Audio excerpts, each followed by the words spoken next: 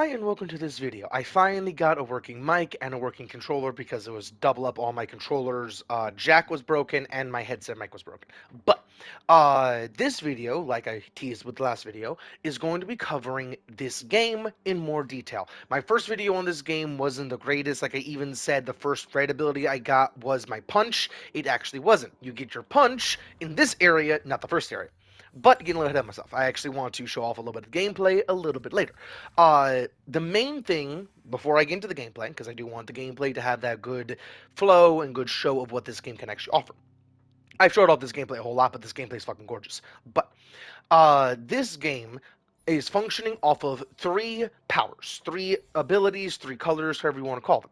Each one is pretty simple in what they sound like they do, but very complex with what they can do. Like, for an example, there is a character in this game that can see through time and has time literally fucked up for her in so many different ways where she cannot tell where and when she is half the time because one of her eyes is red, one of her eyes is green.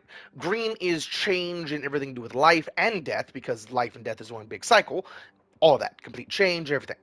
Red is chaos. Chaos can come in multiple different flavors, can be also different things, but both of those being one of her eyes, or there's one red, one green, allows her to have a weird fusion of possibilities, basically, where she can see the future and the past with varying degrees of success. Blue is force and all sorts of different things. Like when you see something blue, it flies, stuff like that. Like all these different elements, when you see them in the world, you'll know exactly what they're doing and that general thing.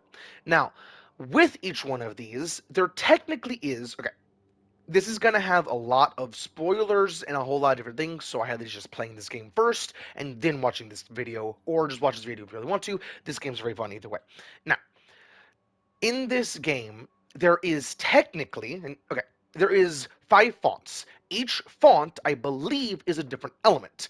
There is 3 that the baby EG absorbs, consumes, that general thing. Each one of them, though, I think I can actually show you. And there's a whole lot of lore and all sorts of different things that you can find throughout the place. Where is that's the ley lines come from the fonts. The fonts make the ley lines, that general thing. Without the fonts, you won't actually have ley lines in this game, and ley lines are the big beams, like that. Um, I cannot find out where. Maybe it's in the world? No. Shit. Uh, there is 5 fonts, most definitely. I forget. I was looking to see if it said exactly what each font is, but I don't think they ever actually specify it. Each font, though, is most definitely a full-on power voodoo hoodoo. And sorry for the game pausing. Working. It is okay. The Each font is very powerful and basically makes you a god of that element if you control it completely and utterly, like the baby EG does. Now, with that, he only controls 3 of them. He only consumes 3 of them, each one of them giving him a whole lot of power on each one of those 3. What are the other 2? And different things like that concept are what I'm going to be talking about. Because this game touches on a whole lot of different things in this world, but does not go into detail. Like Rook. Rook, you most likely will see in this gameplay, or you'll see his people. I'll point out what his people are when you see them. And what they could actually do, how they function, because you won't see everything of what they can do. I will actually tell you it. And all sorts of different things about the game and how this game should and hopefully will be added on, like with DLCs and all sorts of shit, because this game has so much possibility. It is gorgeous. It is basically a more magical Destiny 2, and that is saying something. Like, for an example, that right there, the punch, can give you some good distance to allow you to get across gaps like that a little bit easier and a lot more maneuverable and different things like that. But there is really no way to build into that. I highly suggest, and this is like the first thing I'm going to talk about for possible DLCs, is a pickable subclass, relatively speaking, that has its own skill tree like one of these. And like, for an example, the punch build or the punch subclass would allow you to punch a little bit faster, but it might like take away. Where is I'm looking for one thing specifically. Is it in here? Because if it's in here, no. There we go. It could, because I think for balancing purposes, when you fully build into one, like with what I'm saying for the melee being part of the blue tree, like if you pick this specifically, you won't be able to pick another one in the red or the green, but because it will be in the blue side, that might be downgraded to like 5% health, or might not even give health for your shield. But this is a concept. This might be a busted idea because that allows you to do a whole lot of cool things in the gameplay. But with that concept of being able to punch faster, or at least being able to like punch upwards to allow you to have that forward momentum and faster, that general thing with a lot of extra things in that punch to allow you to do more with the movement and that overall concept, because you can do things like this completely reverting where you're going, completely changing momentum, and this game actually has momentum transfer with only the double jump, not with anything else, which is something that should actually be touched on here and there. And the melee kind of seems like it has some increased range whenever you have momentum, but it's really just height. Just to clarify, because that did kind of look like I had some momentum there. But that overall concept could really help out with this game, and because of what I'm suggesting about giving this game a whole DLC or multiple, they should actually introduce more areas. And if there's an area, and because of what I'm suggesting of the different subclasses and how fast you could easily swap between them, like you should swap between the weapons, because the weapons in this game have distinct things. Like I have my basic primary that is good rapid fire, basically no recoil to allow me to have good damage overall, and then this one is my fuck you. And I have fuck you for my red too. But okay, like that, these skill trees that I'm suggesting could easily be a slot on and go from there. Like for more movement oriented players, or when you really want a little bit more movement for like a Shadow Feign or anything else, slap on the movement subclass. If you want to go more fuck you all up, go red subclass, whatever that could be. If you want to do something else, whatever green is, you can do that. Editing armor here. I just thought about what green could actually be, and it's pretty simple with the concept of life and death. It could be you convert somebody's death into a boy to help you, the summoner class. Something around those lines would easily open up the door for so many different playstyles. That general concept is what I'm trying to suggest and what I'm wanting EA actually to bring. And I say EA actually because this game is an EA game. Every single EA game I have seen that is truly and only made by EA has always been kind of shit. And I mean that because most of them have like pay to win things, have a whole lot of microtransactions, or something else that makes the game a little bit worse, if not just completely unplayable, in my opinion. This game has none of that. There is no DLCs, there is no expansions, there is no nothing. There is add-ons, if you look down at the bottom right, the check add-ons, but I have no clue how to even get to them. But just the overall possibility for this basically proof of concept is gorgeous. Like, for an example, there's puzzles like this that could do all sorts of different things, and I don't even have the thing yet in this playthrough to allow me to do the crystal stuff. But just the overall possibilities with this game is gorgeous, and what they could actually do if they want to add more to it. With all that said, I am going to just slap some people's tits off.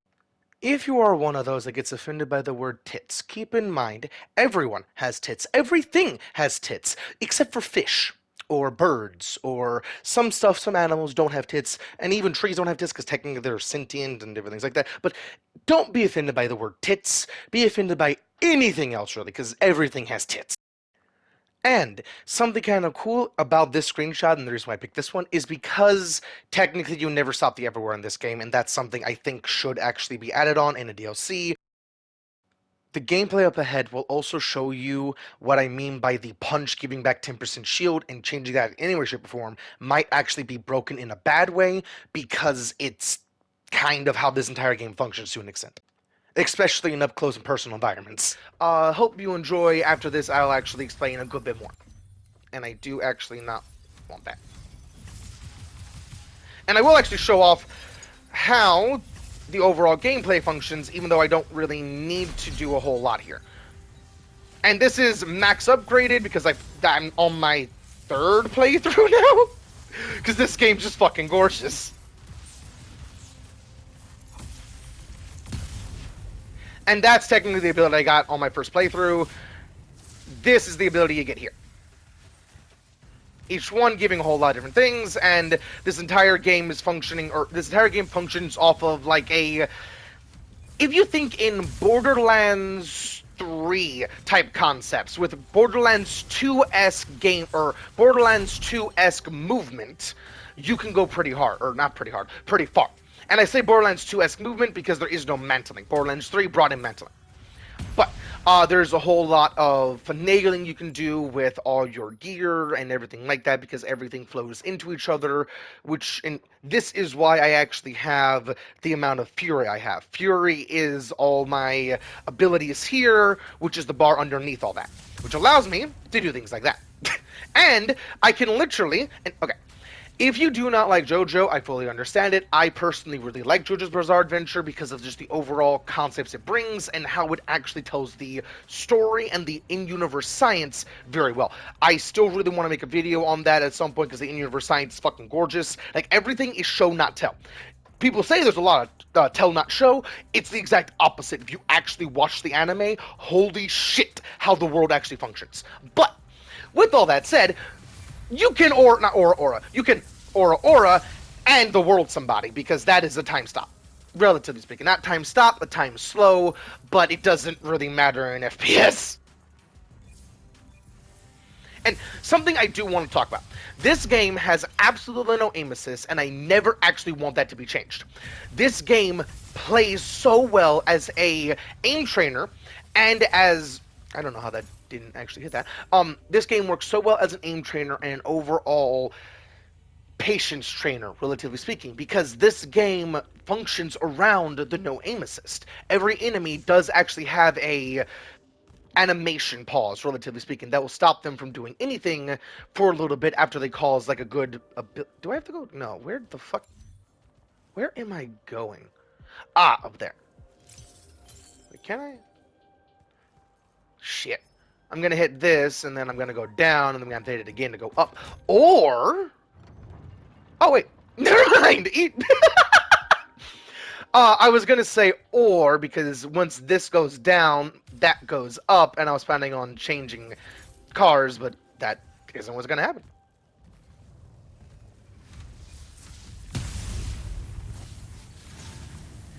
And if you're paying attention, you can easily tell what color I am using with each one of these abilities, and it shows off what each one can actually do, and it's absolutely gorgeous. Like, for an example, each ability that I said to begin with is very simple. Like, it doesn't sound that over the top and different things like that. And this ability is because the main character is technically a triarch, which means they can use all three abilities, which opens the door for some crazy chicanery. Like, for an example, I would love to see other supers. Like, instead of just big laser beam of doom and death, like, the bigger boys, not this boy, but the actual big boys, have a lot of melee abilities. Having a massive go fuck yourself, basically, Fists of Havoc from Destiny 2 would be absolutely gorgeous for this game, instead of just a big beam of death. Because there are some different places where I would love to be able to just slam some shit, instead of having to laser beam. Because the laser beam has some accuracy and different things like that. If I could just run up and punch a bitch, much appreciated. But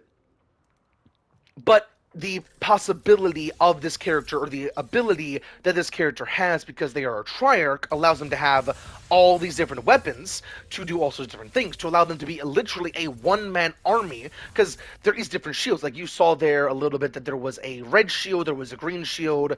You haven't actually seen the blue shield yet, but each one has a different mechanic. Like, for an example, the red shields, I think, make them a hell of a lot more pissed, where they are wanting to absolutely tear you a new one, even more than usual. The green ones are healing over time, that unless you destroy it or cause enough damage in rapid succession, they will be able to constantly heal. The blue ones is just a shield. But you actually, there it is. You actually have to use each color to destroy that color.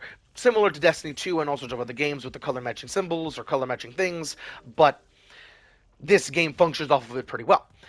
Uh, each one though has so many different things about them. Like, for an example, when you see a red, you technically don't actually have to, or even a green, even a blue, you technically don't actually have to use one of these weapons. For a red, you could just use your X or your R3 to obliterate that shield and possibly them at the same time. Same with the blue, same with the green. You can use your abilities, not just your gun. So you can keep using this, do that to get rid of the green, and keep using that, keep using that. That general functionality is absolutely gorgeous because this game feels like an FPS puzzle game. I don't know how else to describe it because each weapon, each tool, each thing, like I haven't even used these yet. All of these are different tools. Like for an example, this, or actually, it's better for me to just show you. That is not what I wanted to. Where there they are.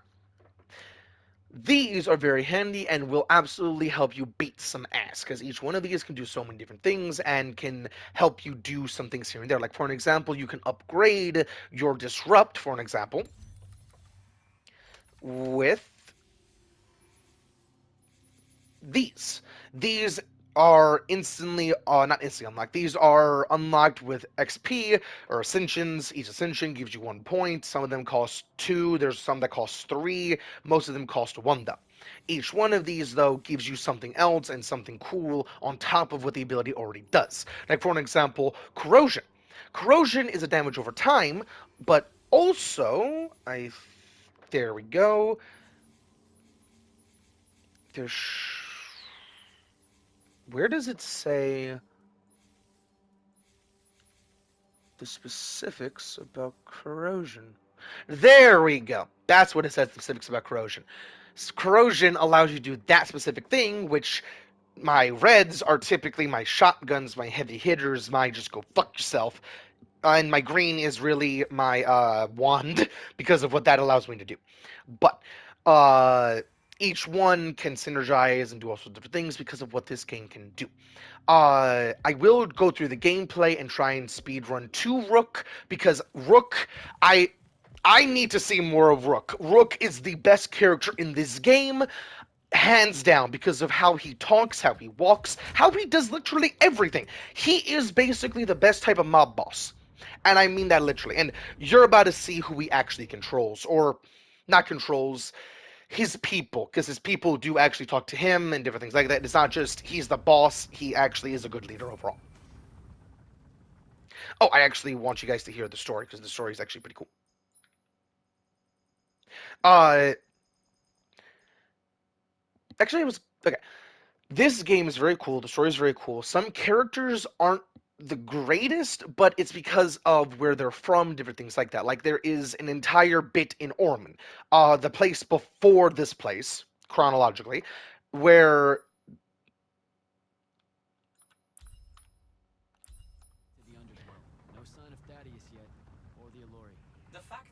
that guy, I'll let you hear him, but that guy was talking about basically magical America sucked ass. And I'm boiling it down so heavily, but he is from a monarchy or a kingdom, that general thing. It's not necessarily a monarchy because I think there's a difference between monarchy and the female version because there is technically a no patriarch. I forget exactly those different things.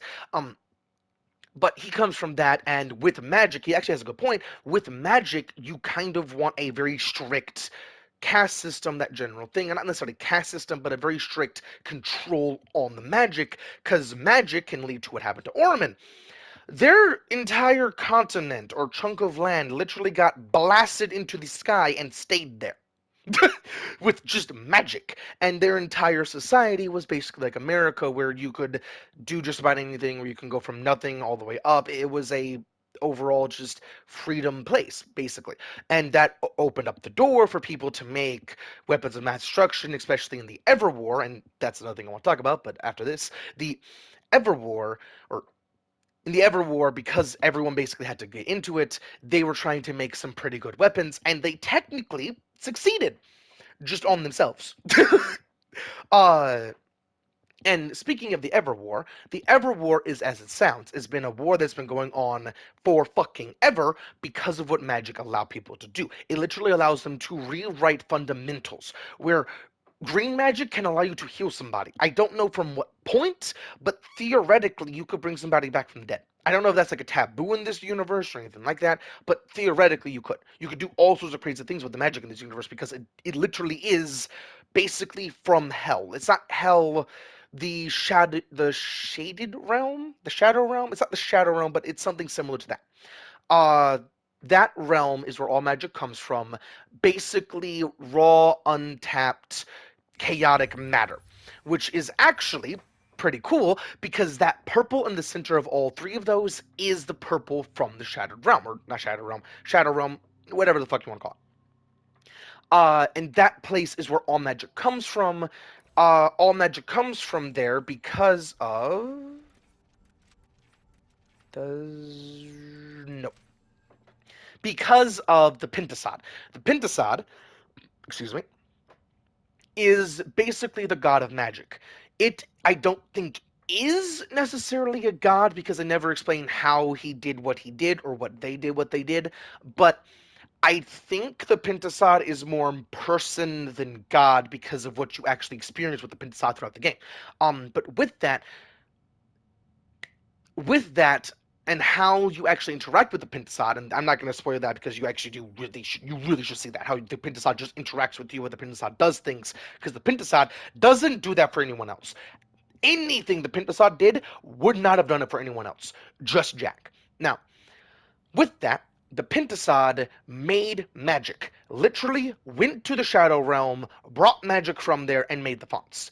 But it's not as simple as that because the fonts are actually people. When Sandrak, because he's the BBG, goes around and consumes the fonts, he actually says the font's name like they're a person. And the font that you kind of live around, the I forget what it's called. The place where the Immortals call home. I forget what that's called. The Palathon? Palathon. There we go.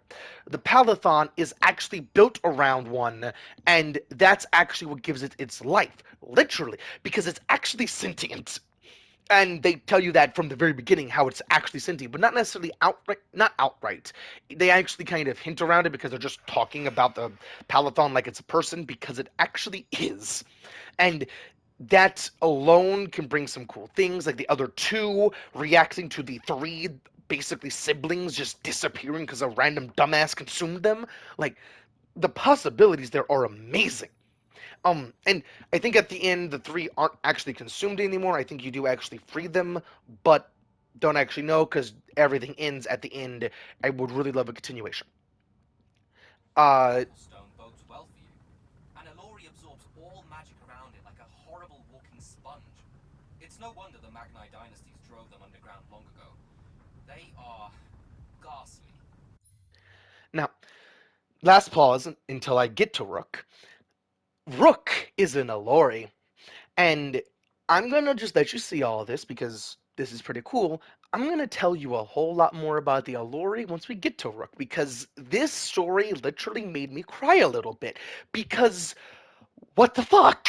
Why were they never explained to anyone? You aren't exactly reassuring me here. Steady on, Immortal. And something fucking funny, they're called Immortals because of basic publicity. Like, literally, the Immortal General, when Jack said so, is basically because of publicity, because it's literally from a old text from basically the Alluri, but not the Alluri. I forget exactly. I forget exactly what the species is called, but uh, Some kind of pressure plate. it was basically a translation of they were immortal, so we are, basically. And because of that, it gives them publicity on all sorts of different things. Just a general naming thing, even though they're not actually immortal. And stuff like this is all over the place that gives you XP, which is pretty cool. That I just thought I should show you because it's just cool overall.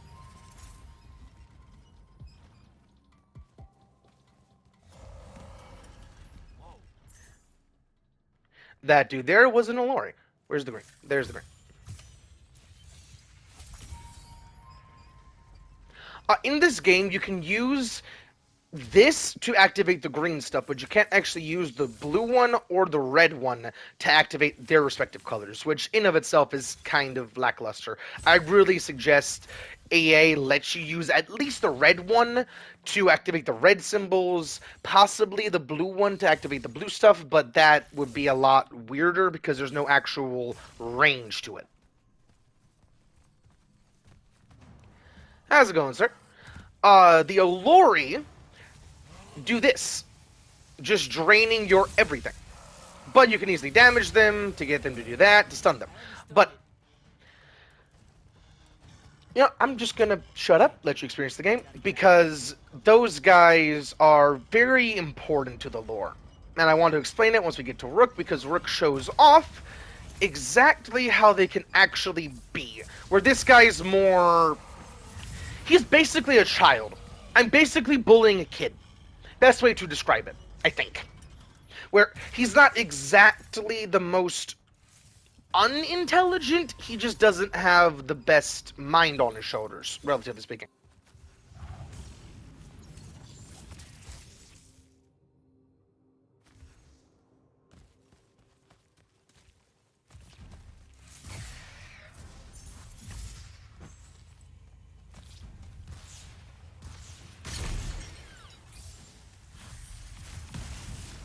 A trick with the red this boy. If you spawn it on a boy, that will automatically explode. So I highly suggest using that as basically a detonation on yourself kind of thing, where you just run up, jump on a boy, and place it.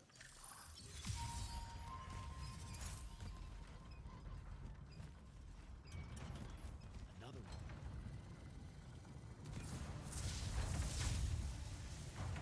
Oh yeah, I forget. This spot, I'm actually supposed to... Oh! I'm supposed to get him on this and stun him. Which allows that to come down and give me the thing. And those alone, those little sparky doodads, are actually very, very good for just testing out your skill, because they don't really stop. Some of them do, but not a whole lot of them.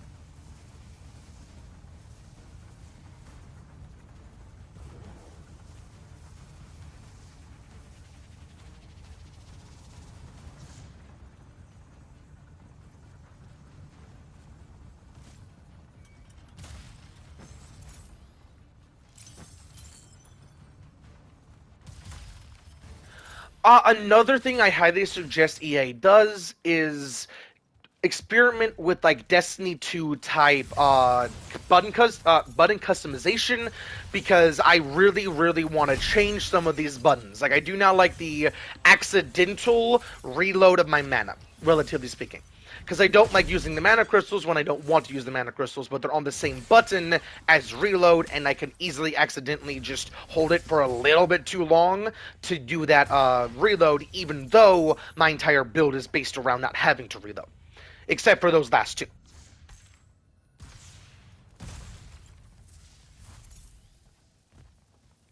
And this build, or not this build, this game is a whole lot of exploration. Which, if they ever do add more areas, the possible exploration is amazing. Because, technically, you're supposed to be basically max level after your first playthrough. If you play it all right and do all the side quests and everything like that, because chests give you XP and everything like that. Report in. Hello? Jack? Jack? Dead.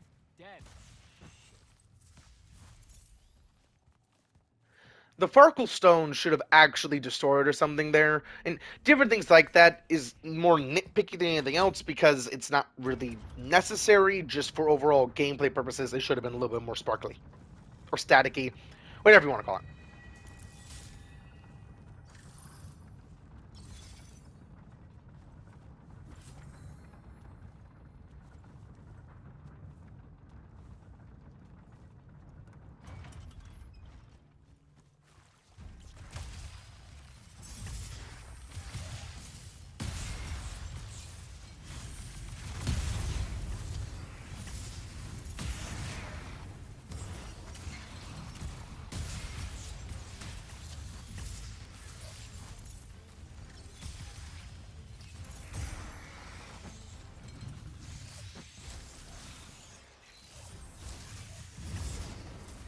I thought I could at least...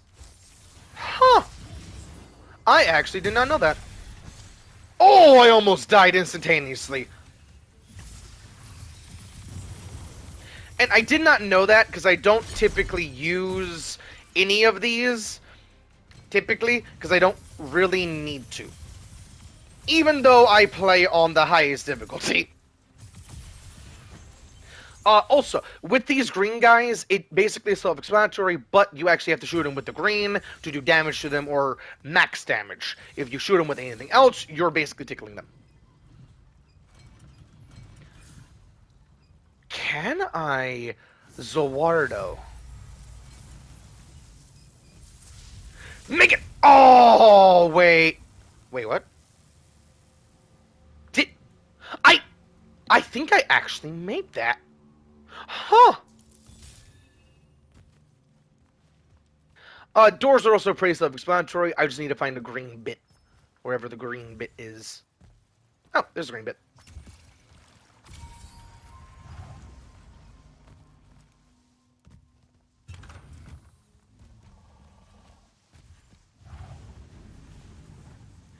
How's it going, sir?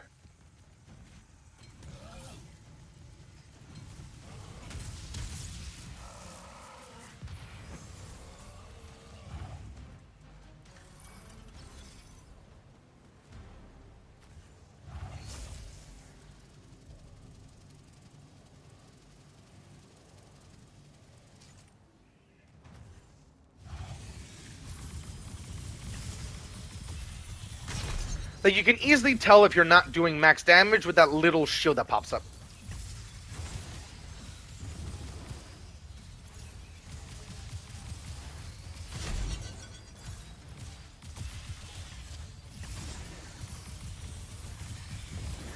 Also, a benefit to this game that I do think about a good bit, but it's a very weird thing that's really just kind of niche to me. I don't like Mule Kick in Black Ops ever. Mule Kick is kind of my least, or not, it's not kind of, it is my least favorite perk. I prefer literally every other perk over Mule Kick because Mule Kick throws off all my muscle memory, But because of how this game functions, it actually kind of taught me how to just deal with it. Because each button, or all these weapons are on the same button press. It's triangle, and it goes from red to, or not from red, from blue to red to green. And then back to blue, and repeat. Each one of those, you have to press it at different times, like boom, green, tap it again to go to blue, tap it again to go to red, that general thing. And because of how that functions, I have actually been able to use Mule Kick very effectively. Or not changes, because of how that functions, I've actually been able to use Mule Kick very effectively.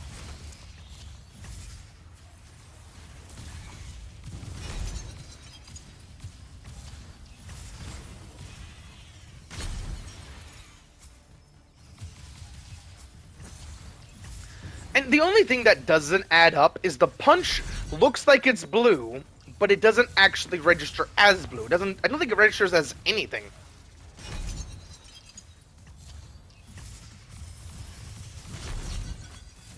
Have some rockets, since you like summoning them.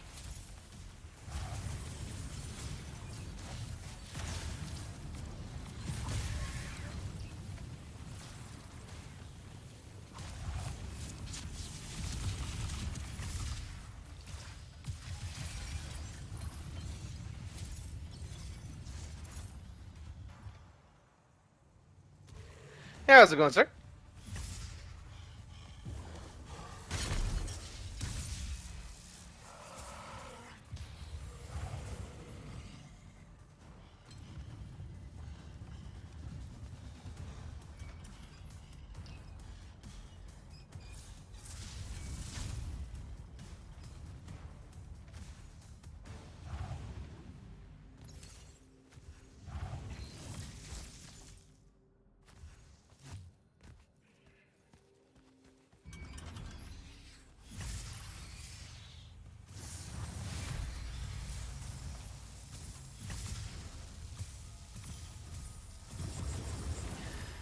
And something I really like about the time stop is that it actually slows you down as well. in very weird ways, not gonna lie. Like, there I should have been able to shoot a whole lot more, because I was holding down the trigger. It just wasn't shooting as fast as it should.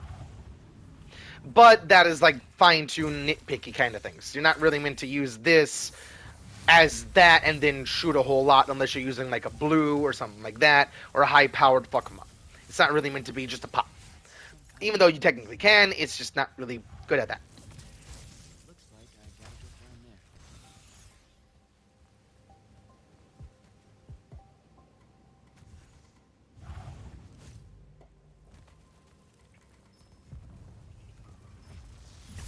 How does it go, Big Mamma Jamma?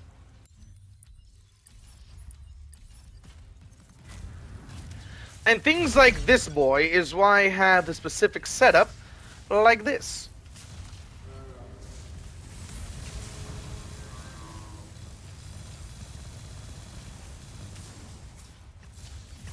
The moment my super went away. And in this game, the super, relatively speaking, gives you immortality, which is very handy, and abuse that.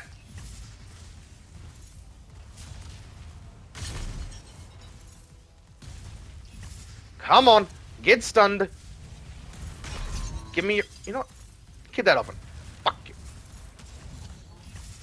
That crystal is his crit spot.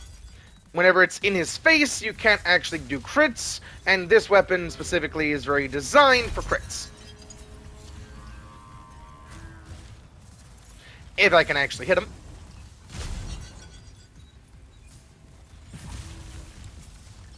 Hell yeah, I can hit him now.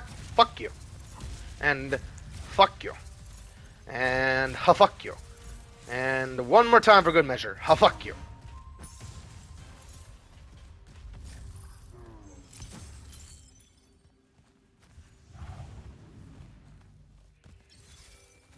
Dev, can you hear me?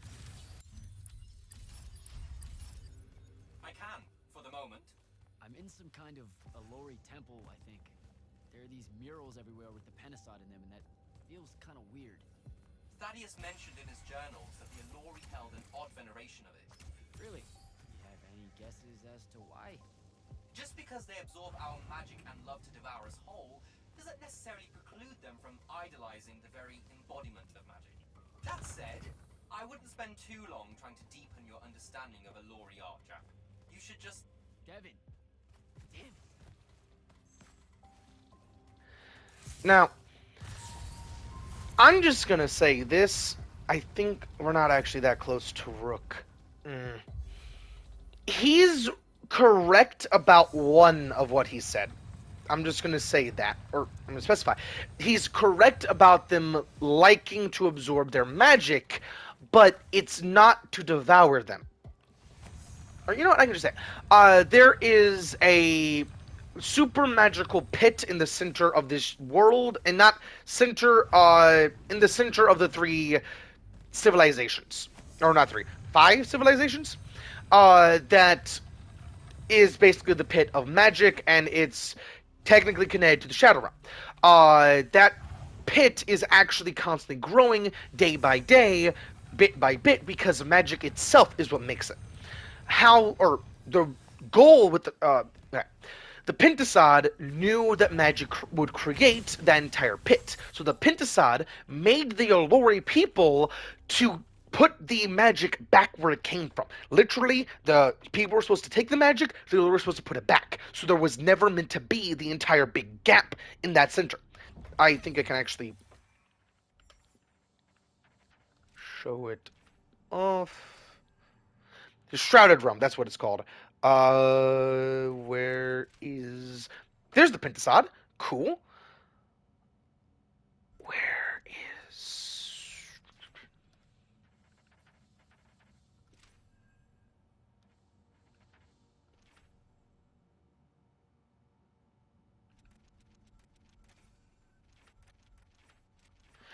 The big pit is called the Wound. I was trying to find the lore tab on it, but I don't know where it is. The Wound is actually, like I said, caused by magic people. Magic people don't all know this, but that's what it does. It's caused by magic. And the Alluri, because of their natural ability to just consume magic, that's what it was designed to do. And technically, Jack should not be able to just sock them in the jaw to be able to stun them. That's not how the Allori function. Technically, the only way to kill an Allori or even damage them is literally with a gun. Like, you just use a gun or a bow, and I don't mean this type of gun. I literally mean a gun.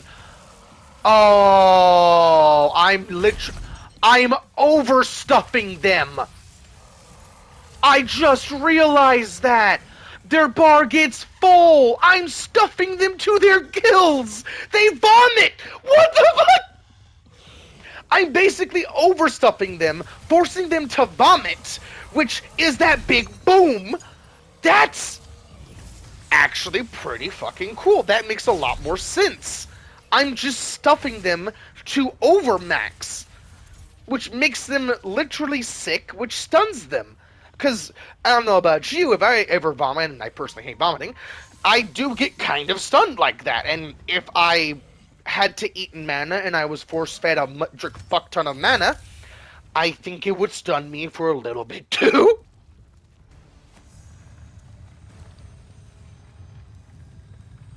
And just so you know, that's the Pentasod. This entire statue is the Pentasod. Not the crystals, but everything else about this big statue. And speaking of the Pentasod, I think the helmet itself is actually just a disguise. I think this dude is just that.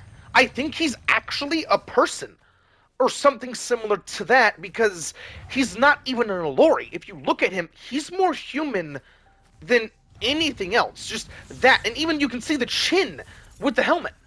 And how the masks on the side aren't actually like a face, look, or anything like that. Just the game has so much show, not tell, and it is gorgeous for how this game actually just tells its story. And a lot of it is tell, technically, like the wound and different things like that are tell, but you can see it and you would want to know more about it. And to be honest, you actually see it in the very first mission. But it's a lot of show than tell you, specifically.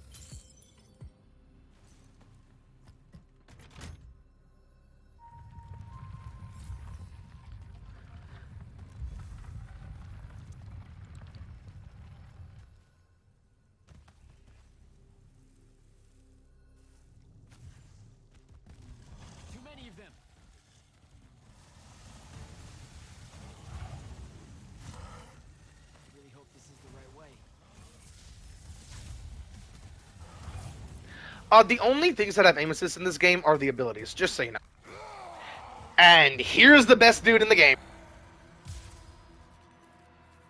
Tasty. What are you doing down here, haircut?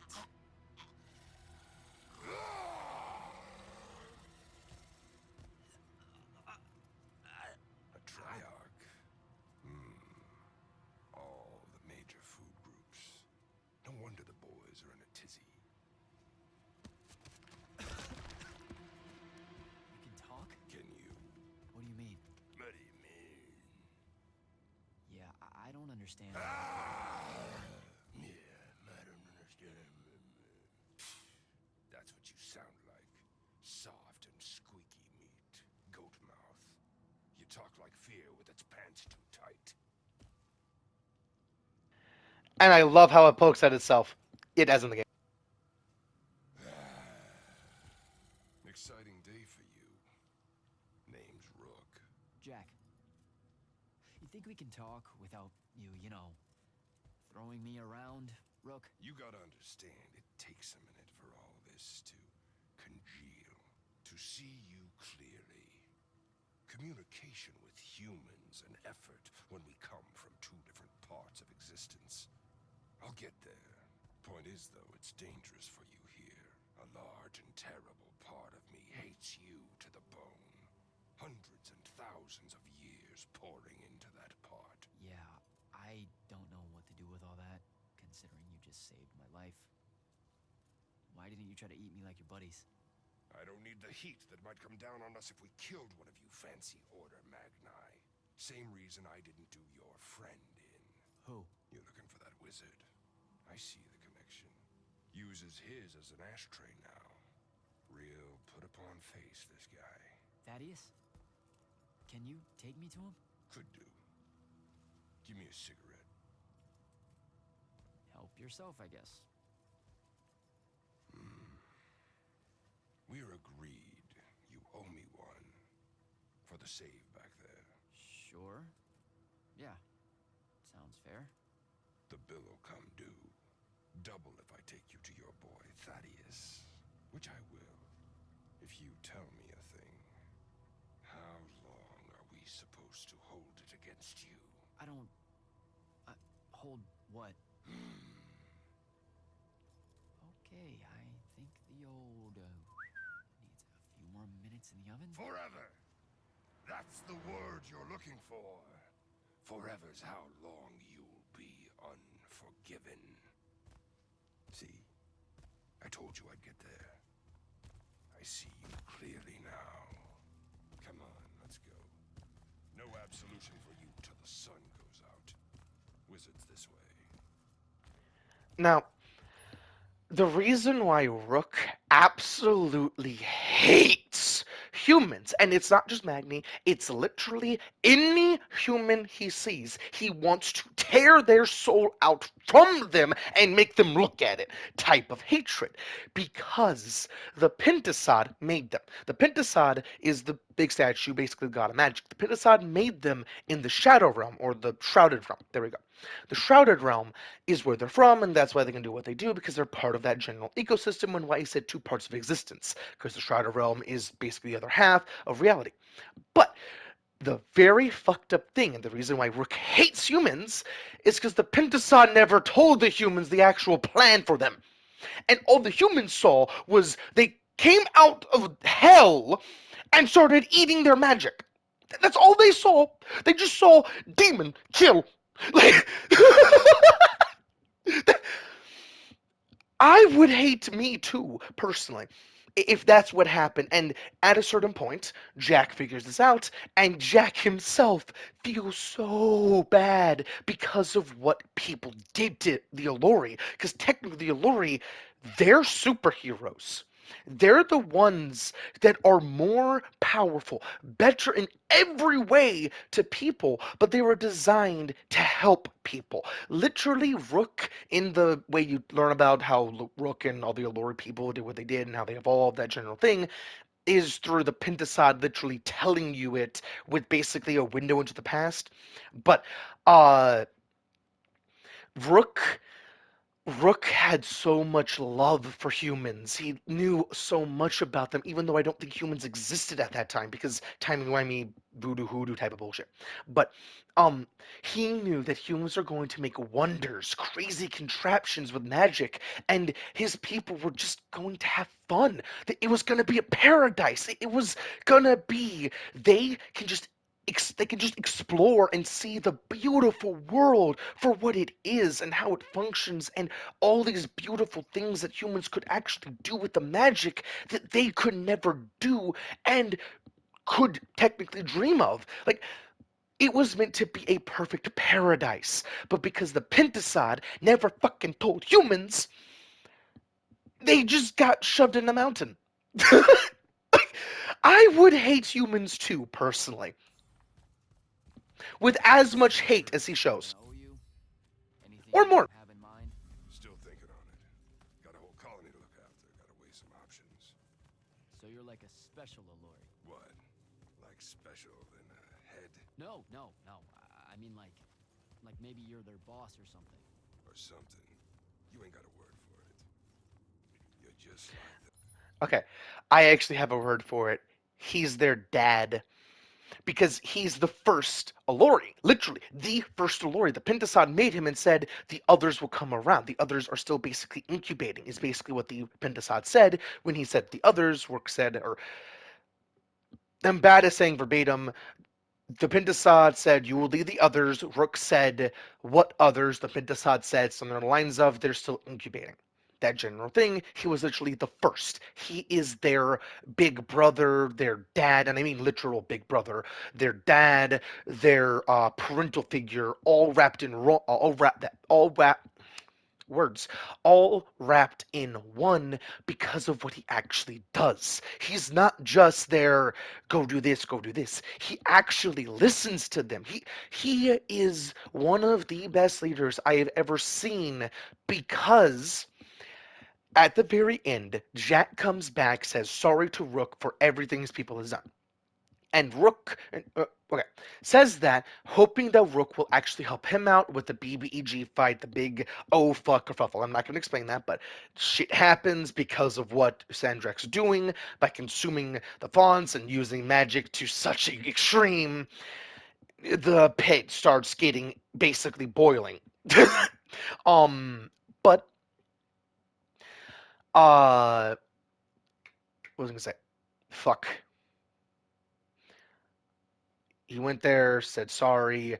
Uh, his people are actually the ones that got Rook and them to get back to the surface, to get to the surface. He did not want to. He literally said basically, fuck you still. He was a little bit took back by Jack actually saying sorry and genuinely meaning it. And keep in mind, magic is fundamental.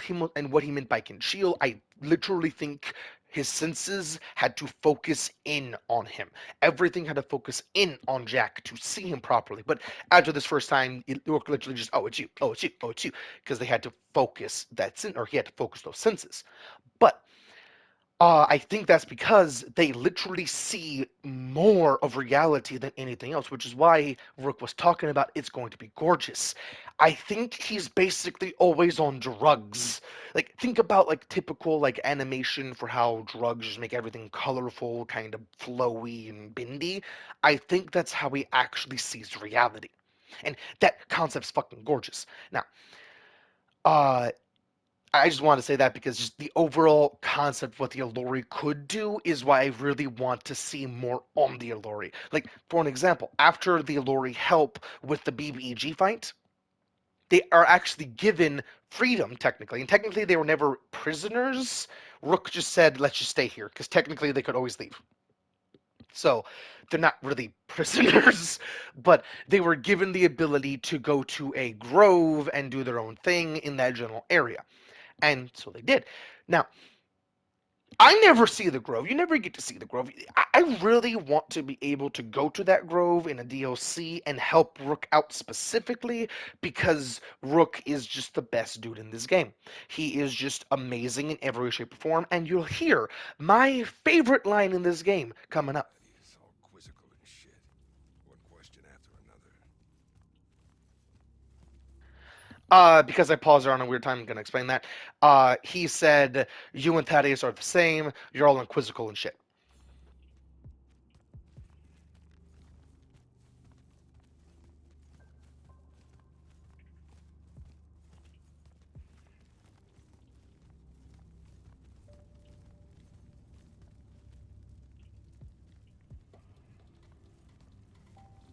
All right, it's through there.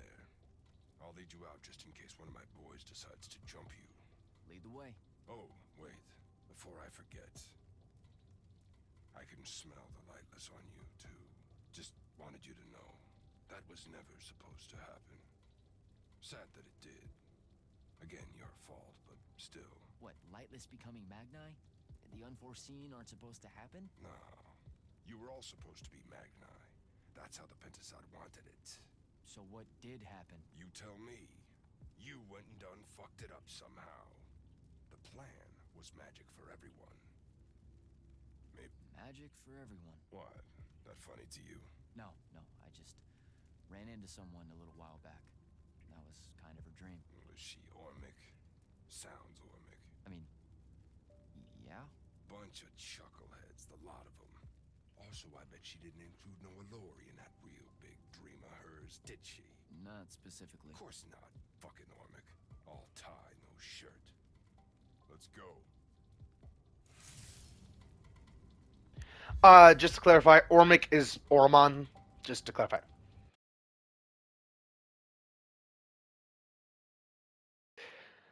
Rook is about to say my favorite line in this entire game.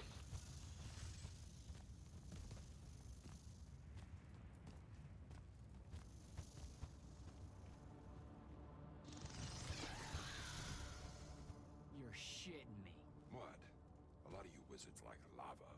Who told you that? Thought it was a union thing. Anyway, That this place. Was that? Jack, can you hear me? I can hear you, Dev. I was just about to report in. Hello? You're breaking up. Is your Farkle stone working? Hello? Do you mind? Oh, that's much better. I'm sorry, I have to point this out. I'm gonna let you finish this cutscene, but if you notice, when Rook walked away, there was waves. This game is gorgeous because he was literally a magic. I don't know how to describe it. He was interfering with the flow of magic from Devon's Sparklestone to Jack's Sparklestone, which made that little interference, which is pretty cool in of itself. But the fact that when he just walked away, you could see the ripples, makes me think that there's more to the Alluri than really meets the eye. Even throughout the entire game, I don't think we see the full extent of what the Alluri can actually do. Because holy shit, like hell, at the end of this cutscene, you'll see some crazy shit. You must be out of the Underdwell then. You'll have to tell me all about it and those dreadfully atrocious Alluri creatures. Are they terrified of you now? Jack, hero of Yilthium Fields, Magnus, scourge of the Underdwell, stay back, demon spawn, have at thee! What's happening?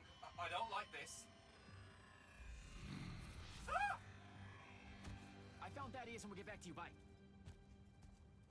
Rook, hey, look, I'm sorry about my friend. Really, he's not like that. Sounded just like that. World's no different than it's ever been. Friends say a lot about you, kid.